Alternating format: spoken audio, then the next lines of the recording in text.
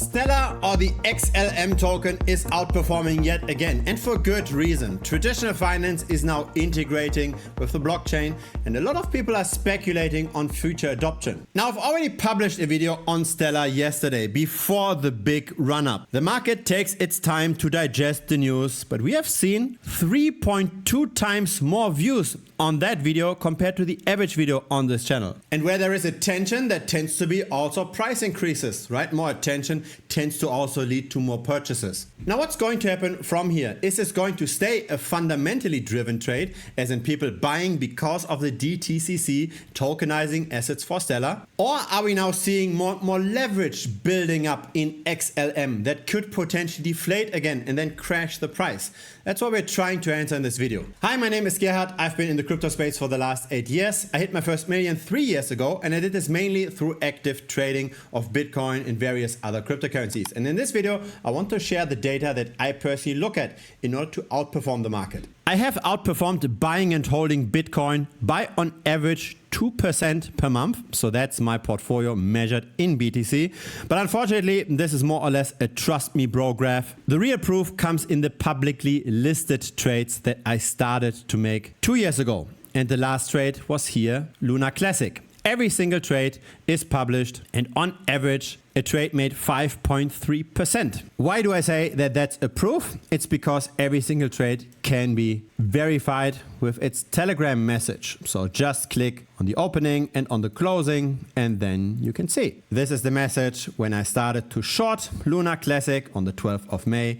And here is then the message where I closed that short on the 26th. And so that's true for every single trade over here. And I don't know any other person here on YouTube that's willing to share all of that data. But let's get back to Stellar and let's have a look at how much higher this price could go from here, and also how much leverage is currently baked into the price. Because fundamentally, that's always the risk, right? People get bullish about an asset, then short-term traders get into the asset using leverage, using perpetual futures. But people are using perpetual futures in order to enter a rally, but then also exit. So the more short-term interest there is in an asset, the more risky it becomes, the more likely it can potentially crash again. That's the risk that we have to monitor, also with Stellar. Now what we see over here, that's XLM relative to Bitcoin. And long term, it tended to underperform. And whenever it went up, it tended to go up very, very sharply, as it does now. But when the rally finishes, it tends to long-term trickle down. And that's the potential risk. This is a 63% underperformance versus Bitcoin. And here is a 55% underperformance. So a rally like this is unlikely going to stay that dynamic very long term. The number of transactions on the Stellar chain is pretty much flat for the last 4 to 6 years. There was no real growth. We saw the peak at the end of 2021. We could make the argument that maybe XLM trades around an equilibrium, right? This dotted line over here, and we are slightly above that equilibrium with positive momentum. So maybe XLM has the potential to go up by another 180, potentially even 240%. So that's the bullish story. However, this is XLM relative to the rest of the altcoin market. Why did Stellar long-term underperform versus the rest of the alts? The answer is, as so often, token inflation. More XLM tokens hit the market year over year, and that selling pressure, at least long term, isn't outpaced by the demand. And here is that selling pressure. So over the last 3 years, the number of XLM that are circulating grew by roughly 25%. Yes, there is more usage of the blockchain, as in the total value locked is going up. There's more capital on the Stellar chain, but that's currently close to 200 million. The market cap of Stellar is at 6.6 billion. So more than 30 times the value on the chain. We also have to look at the source of that TVL increase of Stellar. The largest application on the chain is Spyco. Now Spyco is not just on the Stellar chain. It's also on Arbitrum and Polygon, on Ethereum. Yes, Stellar is the largest of the chains, but still it has direct competition, and Arbitrum does see more usage over time. Now because of the token inflation, we tend to see lower highs with every rally. We were above 60 60 cents in 2021, the recent rally only brought us slightly below 50 cents. What's not going down over time though is the market cap with every single rally. And again, that's because of the token inflation. It takes more and more capital to achieve the same kind of price because there's more tokens floating around. Now this market cap over here would imply that if the current momentum prevails, that we could potentially more than double from here, right? If we were to double in the price, if we were to get to 41, 42 cents, then the market cap would be at 13 billion, very much in line with prior price peaks. And so really, if this is now our base case, that Stellar simply rallies very quickly and then over time tends to trend down versus Bitcoin because of the token inflation, the fundamental question is, how much longer can the current rally last?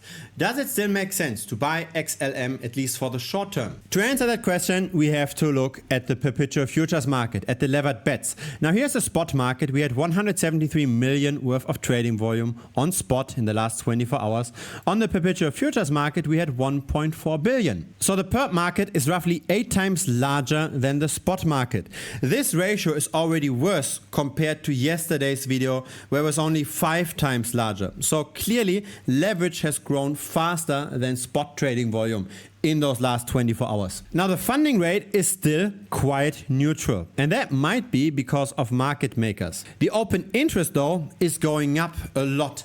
Now what does this mean? Open interest is the number of bets on the Stellar price. When this is very high, there's a lot of short-term interest. People that buy on the levered markets on perpetual futures, they're just in it for short-term speculation. They are buying now with the intention to sell in a few weeks. If you've got the intention to hold an asset for longer, then you're just buying on the spot market. You eat the losses of transaction costs because you can hold it for long term. If you just hold for short term, you've got lower transaction fees on the perpetual futures market, but you pay the financing fees. And financing fees are very high. They are expensive. It's not very smart to hold on the perpetual futures market long term. It's rather good to buy perpetual futures if you're just trading short term. That's why open interest is so interesting. When open interest is high, that means short-term trading is high. And there is correlation between short-term interest and the price. That's what we are seeing in this graph, right? Open interest is in green, the XLM price is in yellow. And when the number of bets on an asset goes down, that's also when subsequently the spot price tends to go down. Now currently open interest is at around 300 million. And the historical top was at around 400 to 500 million. So there is more room for potential further expansion of leverage, thus pushing the price higher. But yesterday, it looked like this. There was no leverage expansion at all. Now, in the last 24 hours, we saw a lot of additional leverage. So the situation has changed drastically. The market is not yet super heated, but it's definitely heating up. The same is true for the trading volume, right? When there's more trading volume on the perpetual futures, that means there's more short-term speculation. And the current trading volume is not at historical heights, but it's definitely elevated and it looks very different to yesterday. And we can also see how there's a lot of liquidations. So there are enough people that doubt this current Stellar rally, and the market makers buy up more of the token in order to liquidate those people. And so fundamentally, this is a question of market timing. Now there are 2 ways to trade this. The first one is to just bet on the current rising price and then have a stop loss and adjust that stop loss. As the rally doesn't continue anymore, then you just exit and take the profit. The second way to trade this is to just wait until the rally has already stopped and then look for an entry opportunity to bet on a falling price of Stellar over time. That's what I tend to do with my relative valuation trades as well, right? I'm shorting Luna Classic relative to Bitcoin. I'm shorting Pengu relative to Bitcoin. I'm shorting Polygon relative to Bitcoin. It's always after a short squeeze like this where there are very good opportunities. In other words, I'm looking for the current rally to stop. And when it does, I want to enter the short. This could be today, this could be tomorrow, this could be a week from now. But once the rally isn't as quick anymore, then the overall momentum likely has turned around. Now I ran the numbers for Stellar, and this is my fundamental approach. I look for two moving averages that give us golden crosses or death crosses that historically made good trading signals for a particular asset. Now I ran all of those simulations here. Every single data point over here is a single backtest. So we're looking at 200 moving averages on one side, 200 moving averages on another side. So we've got 40,000 backtests here. And the very best performance is in the very short-term moving averages. And so what's the best combination? It's shown over here. It's a 2-day versus 8-day simple moving average. Here is how well this outperforms buying and holding Stellar over time. Extremely nice, positive performance, very constant as well. And so this is my personal approach of trading Stellar. I'm waiting for this current rally to finish, and once we get the death cross, right, we got the golden cross over here on the 23rd of May, but once this turns around, when the rally doesn't continue that much anymore, when the leverage is exhausted, and we then see the 2-day moving average going below the 8-day moving average, that's when I will enter a short. And I will have a notification for that set up in my system. And all the premium members of this channel will get that notification as well. And they can then just automatically copy trade, be this based on signals like this, right? We did the same for Terra Luna. We didn't short over here. We didn't short over here. We shorted after the rally had been exhausted. And once that happens, once the market makers have to sell off their stack again after manipulation, that's then when we close the position for a profit. And that's in the end what gives those 5.3% average gain per trade. If you don't like manual copy trading, there's also automatic copy trading. We target to make 44% per annum with that, but that's only available to the annual members of Premium. So I recommend just starting out monthly and then see how this goes. Most members started out that way and then switched over later. And so the momentum for Stellar, for XLM, is still bullish. The 2-day SMA is above the 8-day SMA. We also still have room for additional expansion of leverage, but the asset is definitely getting hotter over time. It's becoming more dangerous over time to bet on a rising price. So at some point this momentum will turn around. The best is probably, if you're currently holding Stellar, to just use a trailing stop loss, and then